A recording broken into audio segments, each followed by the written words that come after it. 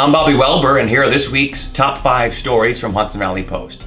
It appears a very popular retail chain will close every Hudson Valley location. Not only that, but reports say Toys R Us is planning to close all of its U.S. stores, this 6 months after filing for bankruptcy. As many as 33,000 jobs across the country will be affected by the move.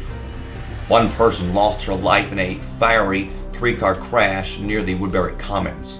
Police say L'Oreal Maldonado crossed the double yellow lines and crashed into a car head-on on Route 6 in Woodbury. A witness pulled the 28-year-old and 2 passengers out of a burning car, but Maldonado died from her injuries. Her 2 passengers are both in critical condition. 2 others suffered minor injuries.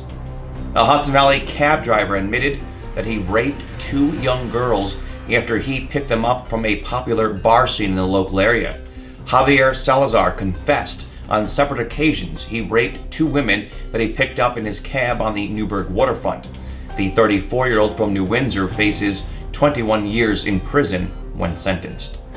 A high-risk sex offender who sexually abused 2 young teens is now living near 6 Hudson Valley schools.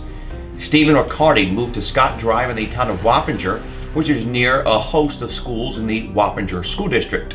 The level 3 sex offender also goes by the names Stephanie Riccardi or Steph Riccardi. Riccardi is described by police as a transgender female.